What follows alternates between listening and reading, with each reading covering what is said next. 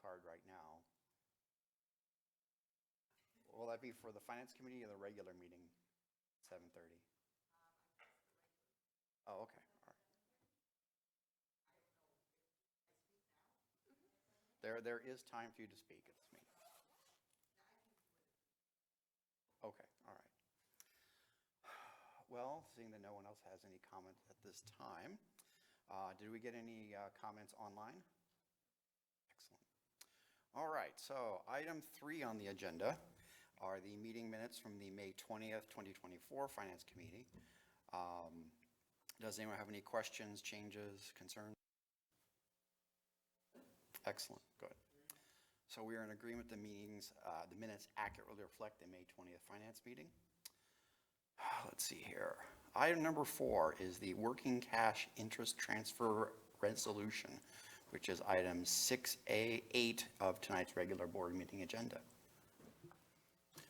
Mr. Wilkinson? So historically, on an annual basis, the Board of Education has authorized the school treasurer, which is me, to transfer interest that's accumulated in the working cash fund over the course of the year to another fund. Does it sound okay?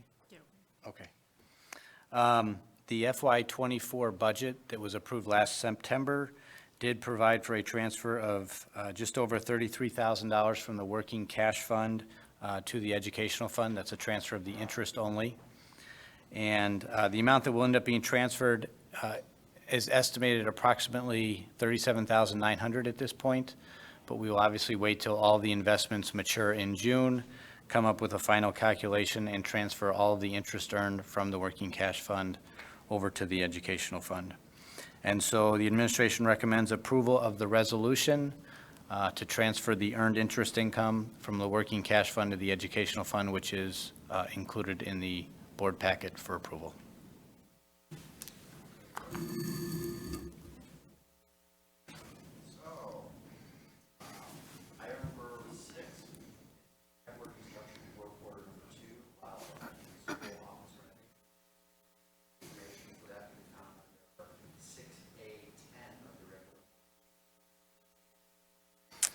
I believe we may have skipped one agenda item. There's a additional transfer, which is kind of squeezed in between those two. It is. Pardon me. Now that I have I must have known my mic was off. All right, so item number 5 is the resolution to transfer funds to the educational fund to the capital fund, which can be found under item 6A9 of the regular board meeting agenda. Mr. Wilkinson? So also included in your board packet is a resolution directing the treasurer to make a permanent transfer from the educational fund over to the capital projects fund. The board has been doing this for a number of years now, and the thought process behind it is regardless of whether we do a project or don't do a project in the given summer, we're still saving that $750,000 for any current and or future projects that are necessitated under our facility needs assessment plan. And so included in the FY24 budget that was approved last September was budgeted to transfer $750,000. And so the resolution, once approved, will direct me to transfer that $750,000 from the education fund to the capital projects fund to be used for capital projects. One other thing to note is that obviously we've started renovations at the junior high. And in order to provide adequate fund balances for those costs that are coming up over the course of this summer, it's approximately, I think, $6 million worth of work. I will be coming back to the board in July to make a transfer of $3 million from the ed fund over to the capital projects fund, and that'll be included in next year's budget. But it was not included in this year's budget. We have enough fund balances currently in there to pay the bills that are coming due since the work has already started, but we will need those additional dollars to be transferred in July in order to fund the improvements. All right, any questions? Excellent. Yeah, Dave, just one quick question, just to clarify. So the $750,000 you're talking about now is also going towards the capital projects at the junior high? Yes. Okay. Thank you. All right, any further questions? No? All right. So item number 6 on the agenda is the Pepper Construction Work Order number 2, Lisle Elementary School office renovations. That information can be found under item 6A10 of the regular board meeting agenda. Mr. Wilkinson? So in December of '23, the board approved a master agreement with Pepper Construction for construction management services. And so that agreement can cover not only the junior high project, which we're currently working on, but it can also cover any current and/or future projects that the board might undertake if construction management services are needed. And so obviously this summer, we are also doing some work at the Lisle Elementary School to do some office renovations. And so to help facilitate the management of that project, Pepper has offered to do that in conjunction with the junior high work. Since they're already on site, they're already doing that junior high work for a much more reasonable fee. We can continue to use them, and we just have to approve an additional work order, which would be under the main construction management contract that we approved back in December. And so at last month's meeting, the board actually approved the trade agreements, the contractors to do the work. I think the cost of those contracts was $235,000.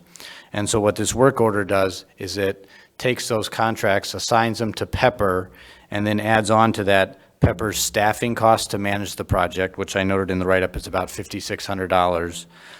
Some temporary construction costs, things like dumpsters, fencing, things like that that are needed for the project. That's also encapsulated within this project work order. And then the last piece is builder's risk insurance. Anytime you're doing any kind of construction project renovations, you need to secure builder's risk insurance. And so those costs, along with a contingency in case we run into any problems over there, there's a contingency built into the work order of about 10%. We do that with all of our construction projects. We build that in there in case there's unforeseen circumstances or situations that arise where additional costs might be necessary. And so all of those, the trade agreements, those additional costs for Pepper, the contingency, all that gets wrapped up into this work order, which is why the total work order is $265,000. The approximate cost for Pepper services is about 6% of the contract. So we've talked in the past how a general contractor typically costs you about 10%. This is less than that, obviously, because we're already using them at the junior high. So we can get some kind of leverage, that economies of scale of them already being here doing that work. But we do need to have a formal work order approved by the board so that Pepper can do that project over at the elementary school as well. Does that help answer your question, Dan? I know you kind of, okay. And also, I think that we're having savings. If we weren't doing the big project, we would have, for the same work, we'd be paying more. So we get some synergy here. Yeah, if we did that work outside of the junior high renovations, we'd probably end up doing, using a general contractor, and they would basically bid it out, add 10% to the cost of the trade agreements, and we'd be paying 10% for a general contractor to do the work. Great, thank you. Dave, just a quick question. How were these not, like, these feel like things that should have been in the initial that was discussed a couple months back? I just, like, the fencing and risk insurance. When you say the initial, what are you referring The to? initial price that you gave us a couple months back. The And this $235,000 work order from number last? 2, additional fees, those seem to me like things that would be in the initial. The initial 235 that was approved last month, or? Yeah, I don't know how those things would not be in an initial, like, I would just assume that you would know that you would need dumpsters and fencing going into the initial. I think we got that estimate from our architect. Is that correct, Keith? The initial estimate? And so I don't know if they go down to this level of detail within an estimate, but they're kind of estimating what the trade costs will be for the project. And so I don't know that they're looking specifically at these temporary construction costs. That's usually handled by the construction manager. Is there any more potential things that are going to come up? There are potentially things, that's why there's a contingency of 10%, is for those things that might come up.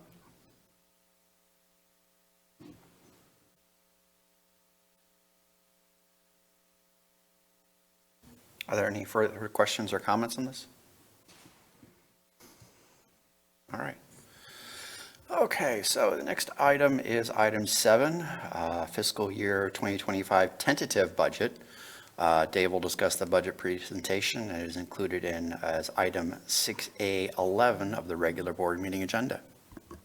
Mr. Wilkinson, the floor is yours. So within your finance packet is also the presentation. Obviously, we have it up on the screen here, and you can also follow it on the monitors in front of you. I guess to start off, kind of overall, looking at our budget for fiscal year '25, the district has a balanced budget within its operating funds, which is something we're always striving for. There is a surplus of approximately $1 million, or 2% of our revenues. Now, when I talk about that surplus, if you look at the operating funds, we actually have about a $1.8 million surplus, but as we just talked about, we know that from that surplus, $750,000 needs to be saved for capital projects. I think I stressed that over and over in these conversations, but we no longer do our construction projects out of our operating expenses. We now save those dollars, transfer them over to the capital projects fund, and do all of our costs out of the capital projects fund, which is not an operating fund. So I just want to clarify that when we see 1.8 million, keep in mind that 750,000 comes off the top in order to be saved for those capital projects.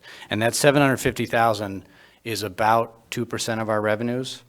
And so I think a good practice within the industry, if you're capable as a district, is to save 2 to 3% of your revenues in order to pay for those capital projects and make sure you have resources set aside whenever those costs are incurred or need to take place. The other thing I would add, just kind of off the top, is that the district has some healthy fund balances, and we're fortunate right now where we're earning 5% on those fund balances. So when you see a $1 million surplus, keep in mind that we're being supported pretty significantly by interest income of $2 million currently within our budget. If you go back just a few years ago, I think those revenues were more like $300,000. So that's adding a pretty significant dollar amount to our revenues right now. So when I say 1 million, I know that sounds like a big number, but keep in mind, a lot of that is supported by this interest income. Okay, let's see here. This needs to be turned on. All right.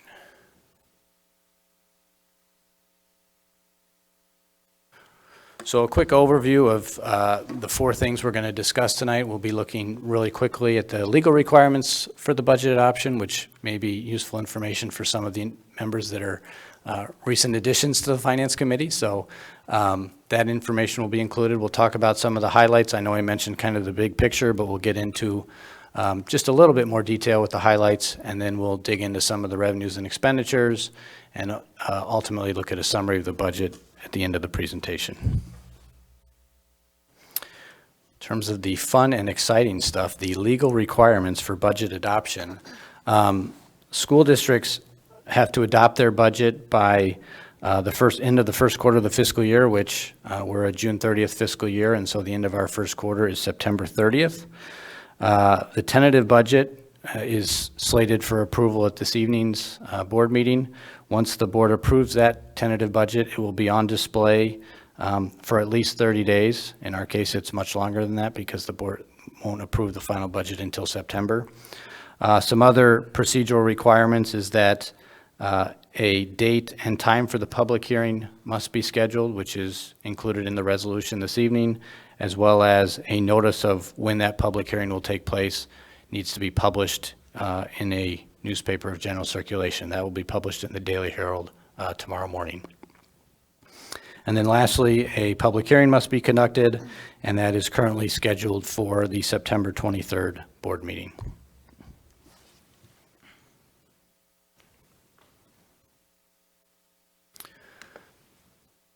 Looking at a few of the key takeaways, tax revenues for this budget are up about $1.7 million. We'll talk a little bit more about that here in a quick second. I mentioned previously interest on investments.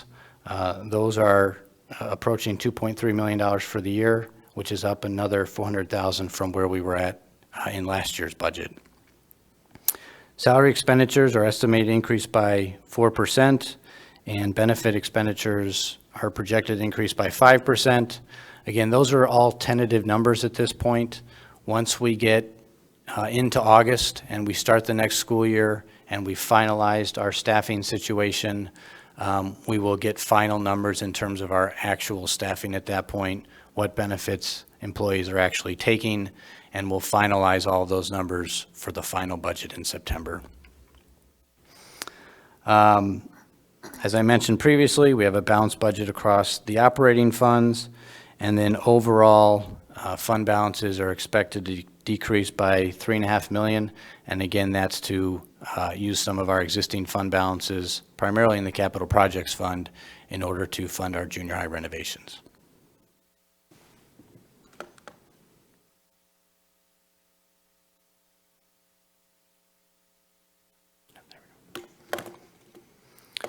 Looking at our revenues, in particular our local sources, so those are the monies that don't come from the state or federal government to help fund our programs. As I mentioned previously, property tax revenue is up $1.7 million from the prior year. For our 2023 levy, we used the 2022 CPI, which was over 5%, and so the board approved a full CPI levy of 5% for this year that we're moving into. We didn't have a lot of new construction, ended up being about $900,000 of new construction, so that only added about $70,000 to the tax revenue coming into the district. Some additional items, corporate personal property replacement tax revenues. Again, that's a number that's provided by the Illinois Department of Revenue.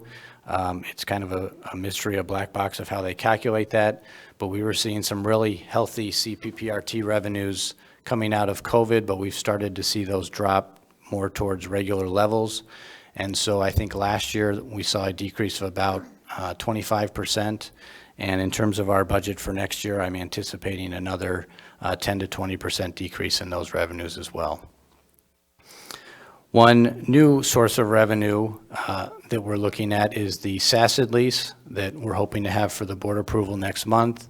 And so as we've talked to you previously, we're hoping to rent out, I think, 7 classrooms over at Sheezer Elementary School to SACID to help them with their current situation. And so we would expect to see an additional $150,000 in revenues as a result of leasing out those additional classrooms at Sheezer.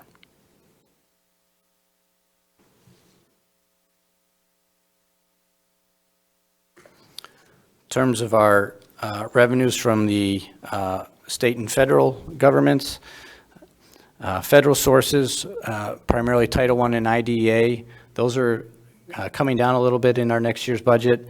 We had a lot of carryover funds. We got some additional ARA IDEA funds that we were able to use to fund our programs, and so those dollars have fallen off, and we've spent some of our carryover funds. So we're getting kind of to our normal allotment that we get every year, so we're seeing a little bit of drop in revenues from that standpoint. I feel like I've said this every single year for the last 2 or 3 years, but ESSER 3 is finally rolling off. We obviously got a significant amount of money. I think it was like $1.5 million over the course of the last few years. The ESSER money is primarily COVID bailout funds that the federal government provided to school districts. And so those dollars, we have $375,000 left that hasn't been spent. Those will be utilized for some salaries and technology purchases and things along those lines, but this will be officially the last year where we get those revenues. I'm still getting used to talking into this microphone.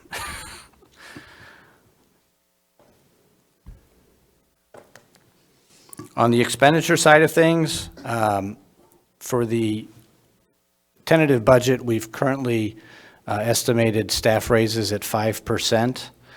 I think overall the staff costs were projected to go up about 4%, but so there was some retirements in there and some turnover in our staff that resulted in some savings, so it wasn't quite the full 5% that I was estimating for raises for our staff. But again, those numbers are all tentative, they're just estimates at this point, and once we get closer to the final budget in September, we'll finalize those numbers with our actual staffing ratios and where they land and people that are in those positions. On the medical insurance side, we did see some increases in our PPO and HMO rates. PPO is expected to go up about 8%. HMO is going up 10%. That's based on the cooperative that we participate with. I think it's up to 80 or 90 other districts at this point.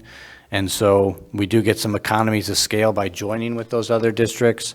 And we had some really low increases for a number of years, but coming out of COVID, we've started to see a little bit higher increases over the last 2 or 3 years.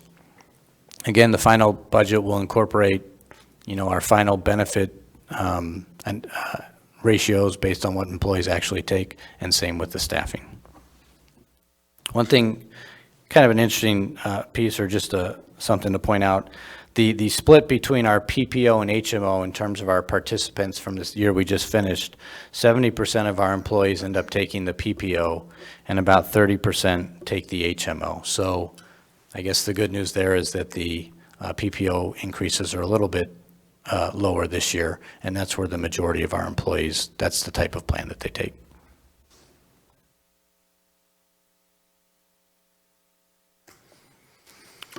On the purchase service side, food services, we are excited that we have a new vendor coming into the district. We're very hopeful that Chartwell's will make some great strides in terms of our food service within the district and the quality of the food and the levels of service for our students.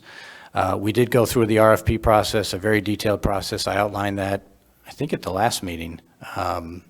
And just the involvement of some of the administrators and going through the RF process, looking at the qualifications, visiting sites, selecting a vendor. And so ultimately, Chartwell's was the winning vendor. They did come in as the lowest cost proposer of the 3 that submitted proposals, but that ended up being what I'm estimating to be about an additional $180,000 in cost for our food service vendor next year. So that's been added to our purchase services. We did go out for alternative student transportation. We went through the bidding process there. I'm hoping to see savings of about $100,000 on that contract. We did have a 5% increase for our regular transportation contract with Westway Coach. And again, hoping to see some reductions in both our special education and alternative transportation costs next year. As I'll talk about in a little bit, we do have a bit of a buffer in our transportation fund. I think it's a surplus of about $600,000. So we're hopeful that that will end up being the actual result, and that some of these cost increases we've seen over the last few years will start to taper off a little bit. And then again, every March we look at, Trent does a great job of laying out for the board not only our equipment costs and our Chromebook costs and things like that for the year, but he also lays out what our annual software subscription costs are. And so if you go back and look at the March Finance Committee meeting, you can get more detailed information on that. But overall, our software costs within the budget are about $290,000.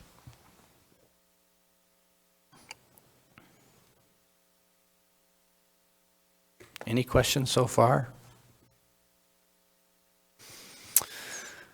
Supplies and equipment, not too much going on here. Overall, there's a slight reduction in our supply costs. The big supply costs are actually Chromebooks. Those are considered supplies based on their cost right now, but we've been one-to-one ever since COVID. And so we have the purchase of Chromebooks at all of our schools. We have a big laptop purchase this year at the Lisle Elementary School, which has most of our staff members, is on cycle. And so we'll have those costs. We're also doing some access point upgrades. Those access points are getting to be 7 to 10 years old now at this point, so we want to make sure we have a strong, robust wireless network in our buildings, and then some storage upgrades within the within the technology department.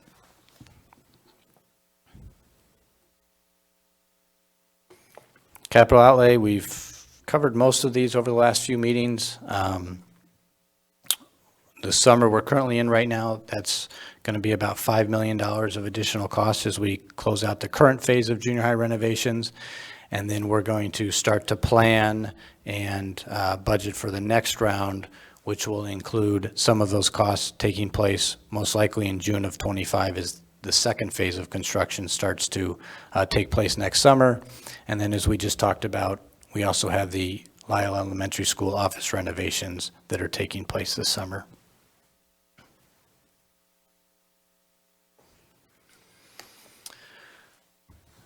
In terms of other objects, we have our annual debt payments of $1.5 million, and then the other large cost within there is our SACID tuition. While our student numbers are not expected to increase at this point, Jen does a great job of getting very detailed information on what students we currently have, what programs they're in, what those costs are. We are anticipating that SACID's overall tuition costs, so the cost per student, will be increasing. And so we factored that into this budget. And then there's another component of the budget where the occupational therapists, the physical therapists, things like that, that's kind of been moved over into our purchase services budget and out of tuition. So while we would normally see a reduction in our tuitions costs as a result of that, it's being offset by these overall increases in the tuition costs in general. So it ended up being an additional cost between the two line items, but for tuition itself, at this point, we're projecting that to remain at the same levels as last year.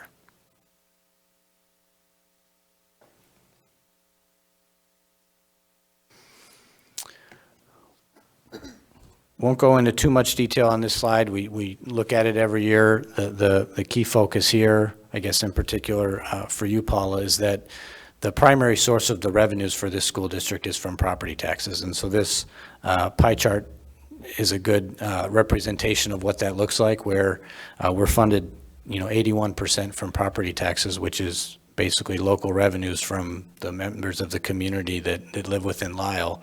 And when you look at other funding sources like the federal government or the state government, that only accounts for about 10% of our revenues on an annual basis. And then you will see interest income is at 5%. So in the past, we've seen that more towards 1% and 2%. So it is creeping up a little bit, which is great. But obviously, we can't control interest rates. And so we are subject to whatever happens with those rates in the future.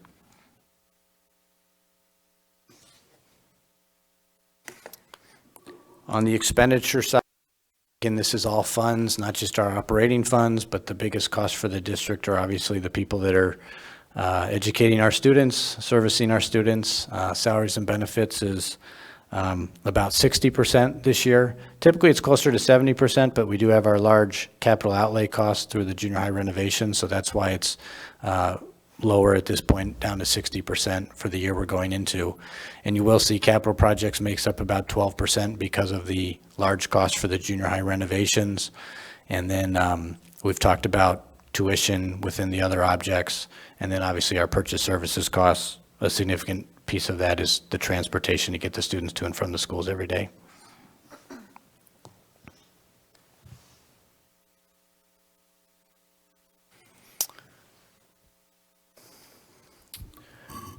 I know there's a lot of numbers up there. The only one to really focus on, which is in yellow on mine, and hopefully in your board books it's in yellow, but it's not on this screen, is kind of that number in the bottom right-hand corner, that 1.8 million. We talked about that earlier, that's our operating funds, kind of our overall surplus before we make those transfers for capital projects. And so once we've done that $750,000, we have an overall surplus of about $1 million, which again, I mentioned a lot of that is interest income because of the high rates we have currently. Kind of going fund by fund, you can see the education fund, that's where the majority of the surplus is. When you look at the O&M fund, we're basically breaking even within the O&M fund. Transportation, we have a little bit of a cushion in case those costs end up being higher than expected. And then within the IMRF and the working cash funds, again, basically break even. And so if I had to kind of summarize this overall, we're saving about 2% every year for our capital projects, which is great. That will make sure that if something comes up down the road, we have funds available for those particular costs. And then right now, based on these additional interest earnings and things along those lines, we have about another 1% to 2% that we're saving. Dave, one question on the savings. and you probably won't know those numbers until we get there, but would there be opportunity to like lower the amount of loans we take out for the renovation then? So certainly if the board would want to, that's in fund balance. It's, as you can see up there, it'll be pretty much in our education fund. At any point in time, the board could make a decision to transfer some of those funds over to the capital projects fund and either use that for the junior high or set it aside to be used for any future needs that might come up for our buildings within the district. Great, thank you.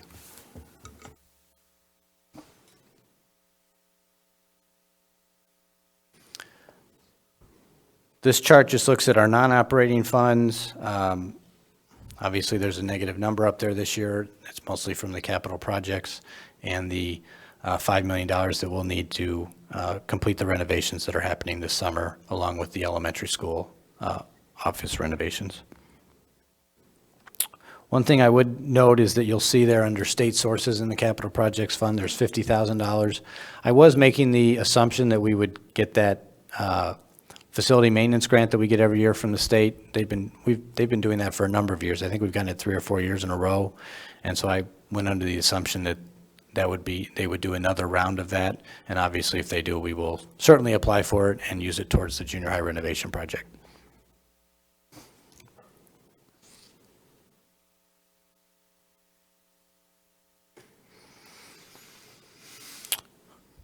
Again, I'm missing all of my yellow numbers here, but the big number I wanted to point out, which I mentioned earlier under a previous agenda item, is if you look in the third column from the right, the capital projects fund, you'll see a inflow of just over $3 million and a corresponding outflow of $3 million in the education fund. Over on the left-hand side near the bottom, there's that $3 million of out.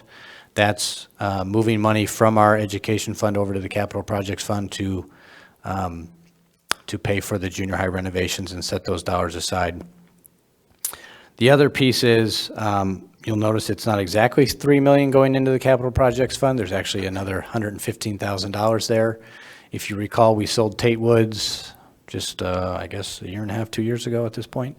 And so we're still seeing, because we have that loan with with Kindy Academy, we're continuing to see them making those payments, and so we not only get interest from those payments, but we also get payment of principal to pay down their loan balance. And so that's the deferred revenue for the sale of Tate Woods, that additional $115,000 that we're getting every year as Kindy makes those payments and purchases the facility.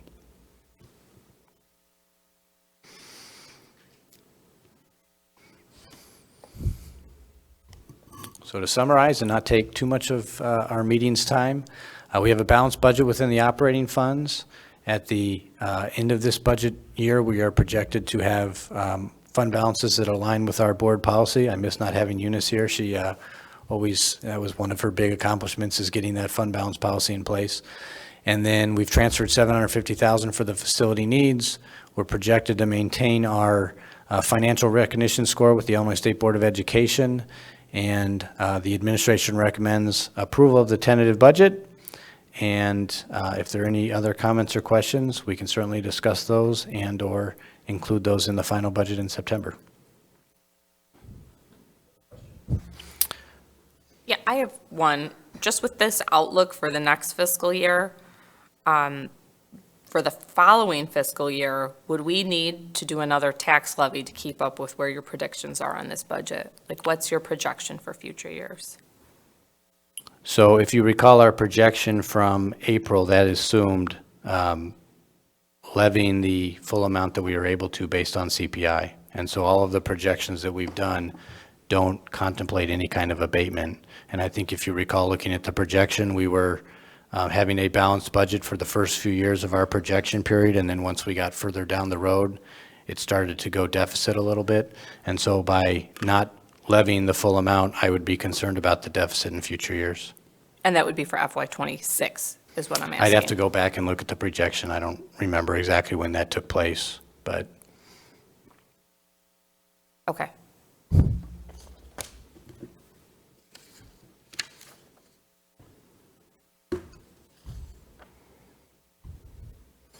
I think we would continue to be balanced through FY '26 based on looking at our operating funds, and then in FY '27, we would go negative. But that's before saving for capital projects. So if you wanted to continue to save for capital projects, looking at FY 2026, most likely, at least based on the projections, it would not be balanced.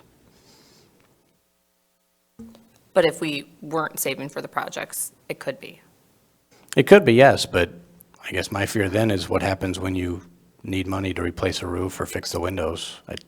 I'm hesitant to set the board on a path where we're not saving that 750,000, because then we're basically not using our operating expenses to fix up our buildings, and we're not saving money for the future for those buildings. That would just make me nervous. Well, we're replacing most of the windows now, so that's a good sign. So at the end of the, the 750,000 came from our discussions about, the architects said, over the next 7 years, you need $7 million. So we came up with 750 over these years to cover it, basically putting things aside, just like a homeowners association would, and keeping that aside.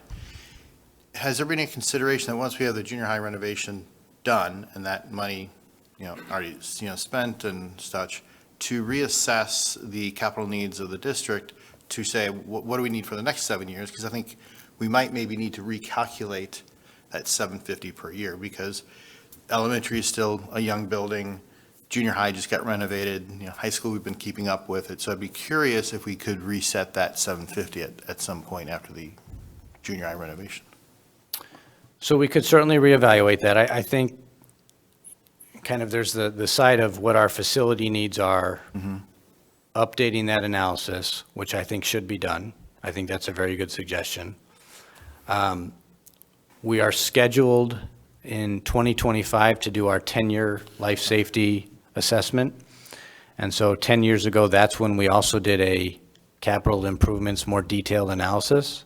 It's expensive to do that, to do both the life safety assessment and the capital needs assessment, if you want to call it that. It definitely costs some money, but it's a good synergy to do that both at the same time. And so that would allow us to reset, because they'd probably go even look at the elementary school. I know it's new, but they would still evaluate the elementary school to make sure that there's not things we need to think about in the next 5 to 10 years. They'd obviously reassess the high school and then the junior high based on our renovations. And so that is a recommendation. We'll probably bring at some point in the future when we start that process, and that'll allow us to reset and see what our needs are, and then we can evaluate whether we want to continue the 750 or not. I like the 750 because it's about 2% of our overall budget. I think as a homeowner, it'd be nice you'd probably want to save at least 2% in case your furnace goes out, or your, whatever might come up over the course of a water heater goes out, need a new roof, those kinds of things. But yes, we will have an opportunity to reevaluate what that looks like. Yeah, and I think we need to keep in mind that when we set that money aside, it's earning interest income for us. So effectively, we are saving, I think, the taxpayers some money, because that money is sitting there waiting to be used, and we've avoided a referendum to raise, capital for 22 years. So I think some of that fiscal planning actually works. When you look at some of our neighbors taking out these debt levies, they have $160 million, which by the time they pay that off in X number of years, are over $200 million out of that district. So I think if we just keep on this plan and, reassess when appropriate, it sounds like it's good, this 2025 is a good. Correct, yep. Intersection of this time to do that, and then maybe have the discussion to reset the 750,000 transfer that we have now. Correct. Thanks. Yep. Dan, to your point, though, like when we compound it every year, like in one of our 4-year terms, we have homeowners that are going to be paying from the time we enter office to the time we leave, over $1,000 more a year. That's no small amount. So, and that's a lot of money. So yes, you're right, we haven't gone to referendum, but $1,000 more a year, that's a lot of money. If you do the math on what some people are paying in taxes when it compounds. I agree. Mine Yes. went up to.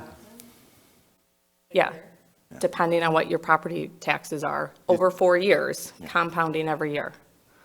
We would have to look at those numbers. That sounds very high. When we look at I hear this also from people, my taxes went up X, mine went up $300. In many cases, when I talk to the taxpayer and say, let me look at your bill, their home was reassessed for one reason or another. So that's often been the case of a big jump. in their bill. Not always, I think, but you have to look at that assessed value and say, was that increase more than CPI? And CPI is an average for everybody, so there's some people above it, some people below it. But a sort of a nuance to that is if somebody did a renovation to their home, an addition, that 5 years later, they're going to get I think it's about 5 years, I think, if I remember right, because we did an addition, and then in 5 years, that we were reassessed and get bumped up. You sort of get, when you do an addition, you get like a period where you don't have to pay the higher amount in taxes. So then we did experience a big bump that fifth year, so. And what's the max we can levy now? Just so we're all on the same page. What's What do you mean by CPI? the max we can levy, like? The percentage The that we can percentage? go up. So the levy we just did was 5%, the next one will be 3.4%. Okay. But if we kept it at 5, and you were But paying we can't, it has to be 3.4 though. 3.4 Yeah, after because this? we're capped. The next one, If we go above CPI, we have to go to referendum. So the whole thing about us basically going to 3.4% is because that's as far as we can get. We were capped at 5% because that's also another law applied there, that the max you can go is 5% a year, or the lower of 5% or CPI. So most years, except for the last couple, we were always below that. But as we know, 80% of our costs roughly are above CPI every year. So if you're running a budget, I remember back when we had the referendum, that it seemed that all these projections we did, it was like year 6, 7 that we went right into deficit spending. And so I think it behooves us to, we reassess our budget every single year. But to keep up with that, or we may find ourselves having to pass a referendum because our fund balances are too low. So. If you use 3.4% with the first year of 5%, for 4 years, one of us is in office I just kind of did a estimate of someone paying $5,000 into the district, which there are people doing that, you're over $800 more 4 years later. So it's no small amount. So I just would like us, as we look at this, to be prudent on what our options are. And I think we do that. Yeah, I mean, this is, Dave does a detail about what our options are. No, I've seen the details, we're just going up every year. my groceries go up, my gas goes up. I mean, that's unfortunately the reality of inflation itself, so. Randy, I know you had a few questions, and so I'm sorry if I forgot to address those previously, so I'll run through them here, if that's okay. You had asked about the termination benefits, and if that includes people who retire or resign. And so termination benefits are for both terminated or retiring employees, and what it is it's paying out for any unused sick or vacation days. So you might have some retirees who have a lot of accumulated unused sick days, and so the first 340, they turn in for TRS, but if they have anything over and above that, that gets paid out and recorded to that termination benefits account. Same with any unused vacation days that someone who resigns, leaves the district, they might have a few, some accumulated vacation days that we have to pay out by law. You asked where payments to institutions for classes that teacher take show up in the budget. Are you referring to like if we send them to a professional development class or something, not if they're taking for a graduate degree or anything like that? I'm referring to like when they're going and taking extra classes for like if they want to pursue a master's degree or something they get credit for, or any kind of professional development classes.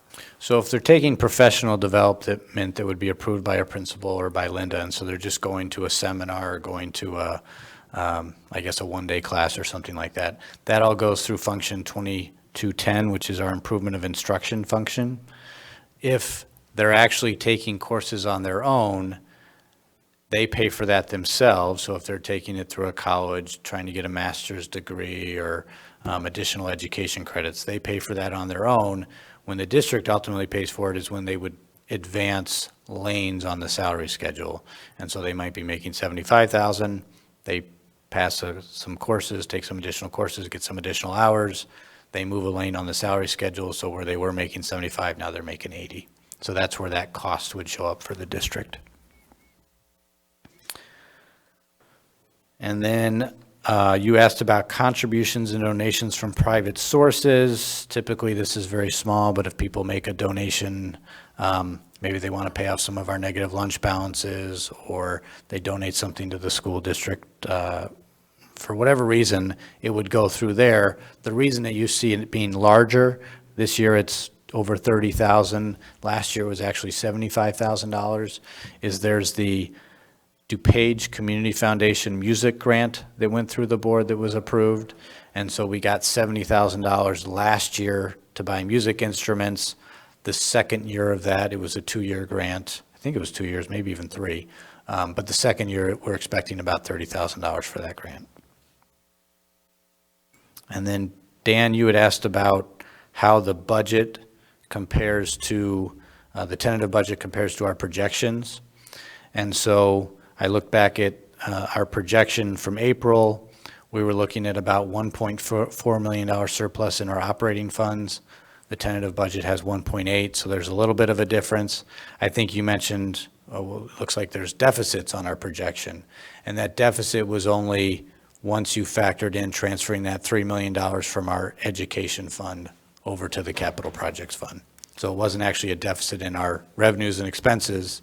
It was a deficit based on transferring that money over. Great, thanks for that clarification.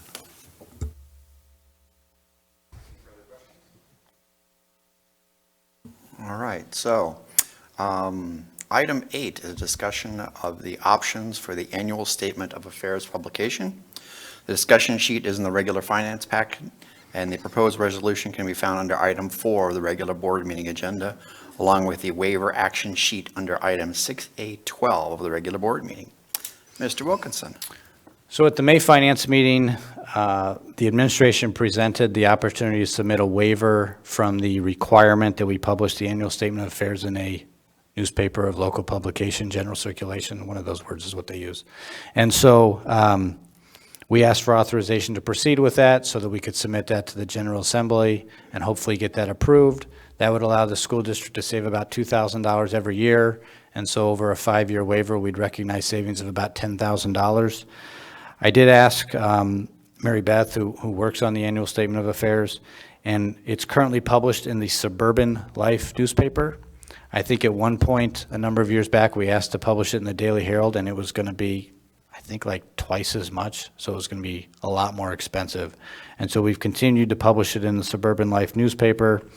I also included in the information, the write-up that's in your finance packet, that the annual statement of affairs is posted on our district website. There's actually 7 years of the document on our district website. And so I provided you a link there so that you could take a look at that document, see what it looks like, so you know visually what that information entails and how it's presented. As we've also mentioned in both the waiver documents and some of the other information, a lot of that information is already in like our annual financial report, our audited financial statements, our compensation reports. So in some ways there's redundancy with this information. But ultimately, it's all available on our website. People can get it at any point in time. If they want a paper copy, they can come to the district office and request it from us. We'll have a copy available for them to look at. And so, again, our recommendation, we plan on proceeding with the waiver, but the committee wanted to discuss, I guess, what that looks like in terms of making that report conveniently available for the public. Someone had a recommendation at the last meeting of a QR code on the district mailer so that it was available to everyone. I agree that's a very long document, but the QR codes are so efficient. Is that something that we can explore so you could just, without even requesting it or trying to go through the website through all the different pieces, just scan the QR code and it pops up? I believe it is. I'd have to talk to our communications coordinator. I don't know how that works in this new format. I guess so, if you want to come to the podium.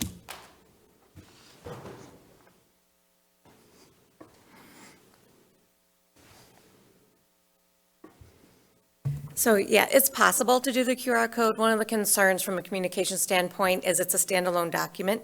And so it's not really formatted in a digestible way for our community to really understand what the full length and breadth and content is for people who are not familiar with those kinds of documents. And so if we were to do something like that, we would need to be reserving space that we could include an explanation to go with it.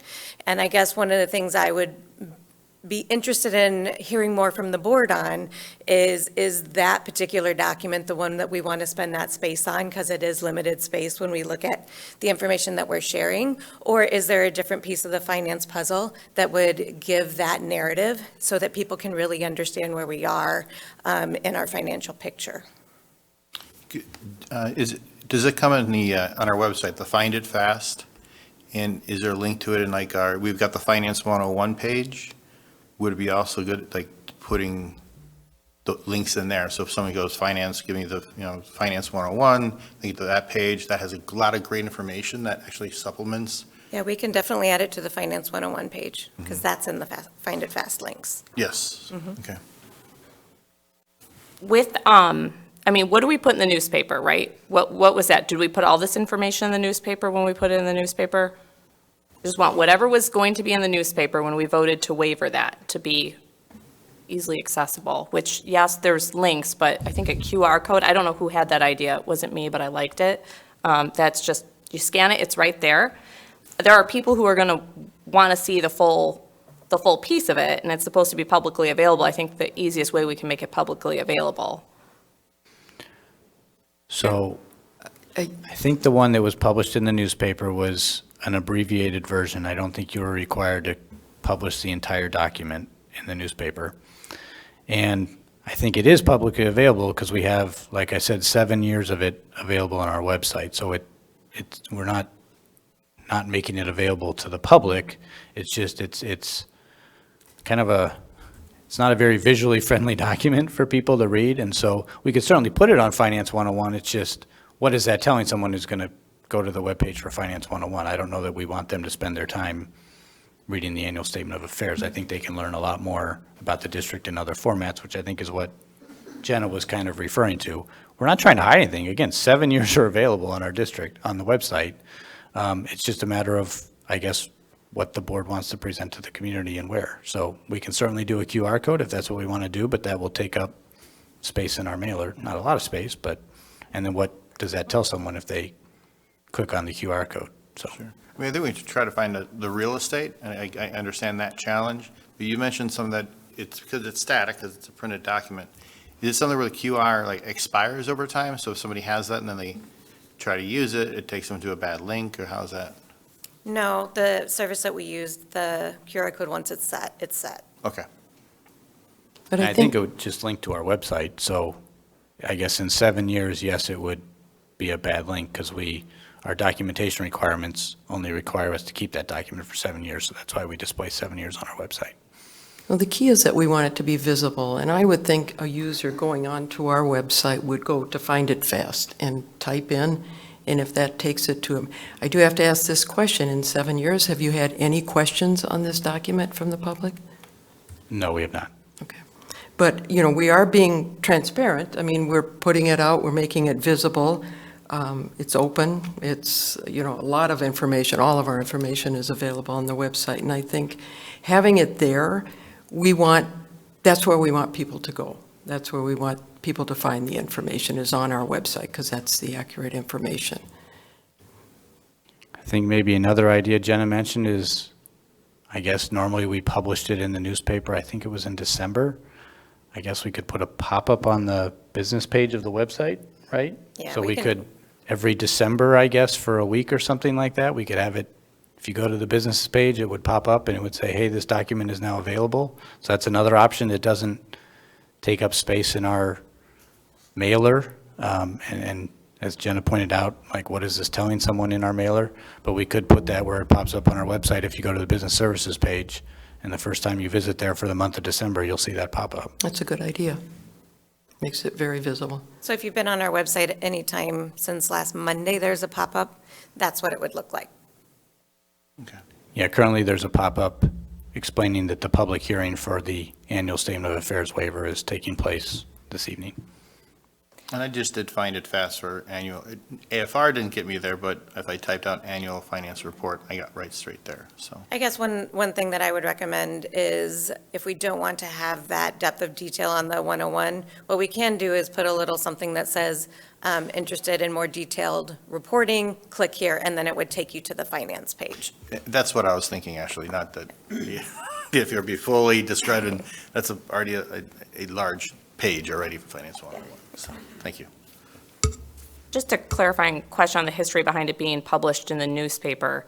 I feel like, is the reason for that is it's then pushed out to the community versus people having to go look for it? Is that the mindset why this is a requirement, that this is being kind of advertised, not you have to go look for it?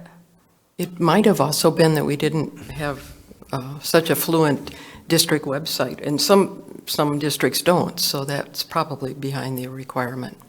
But the waiver's not our district, right? It's a state? Correct, and so I've been around a little while, but I haven't been around that long, and so I guess I'd have to go look at the school code to find out when it went into effect, but I think it probably went into effect long before people had websites and there was all this additional stuff that was available. To be honest, part of the reason I waited to bring this to the board, I actually was looking at this about a year and a half, 2 years ago, is that there was, one of the proposed laws was to get rid of this requirement, and so I was hoping that would just pass and I wouldn't have to go through the waiver process, but when that bill stalled and it didn't end up going through, I went ahead and started this process. So I think they're already aware that this is costing districts money in an unnecessary fashion, and so I think at some point there will be a law that passes that waives this requirement or says it has to be available on your website, which is, I think, much more practical. But I'm sorry, Kate, I don't know I would just, why I'd they be passed the comfortable law. with something in the mailer that just told people where to find it if they were looking. I just feel like it's the same concept. We're pushing out the information that there's financial statements available. I think a lot of people in the general public may not realize that this level of detail is available to them as a public document. It's something I was not aware of till I got more involved with the school board. I wonder if we can look at a way to create a narrative that kind of explains the financial reports that are available, rather than a QR code directly to that report.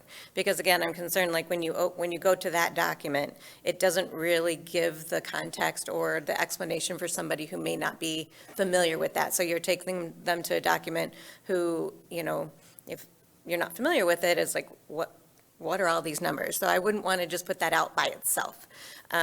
However, we could put a little blurb in there that maybe the QR code, again, goes to the business page, and it has, where all the reports live, the 7 years of that. I think there's a few other that we have 7 years of. Just everything's linked and current, versus having something that, like Dave said, in 7 years, to your point, Dan, that QR code does die because the document goes away. And I also think that there's always that finance page in our quarterly. I do like the idea of a blurb there. If you're interested in the details, they are here, and you do the word verbiage, but go find it fast, look for, annual financial report or however you do it, and guide them there. And again, and they can always email or call the district going, how do I get this? So, but I think at the point is let people know, and if it's a simple blurb going, hey, if you really want to know the nitty gritty, here's where you can go. Okay. Yeah, I think that's great, Dan. Thank you. So it sounds like we'll include the information in the newsletter? Is that, We'll include, The I in- think, a context builder, and then link them over to the business page. okay, and then it'll just be to the business page in general where there'll be all that information, not just one individual report, but all the reports that we put out. Which are a lot. I'm going through, I think there's 11 links right here of annual financial report, statements of affairs, financial statements, bargaining agreements, everything's there. Right. Like, they would have a fun evening going through all of that. All right, thank you very much, Mr. Wilkinson. All right, are there any requests for future agenda topics? No? I don't believe so, no. Excellent, good. Well, with no other agenda items, I will entertain a motion to adjourn. So moved. Second. All right. So it is 7:29. The Finance Committee meeting is adjourned.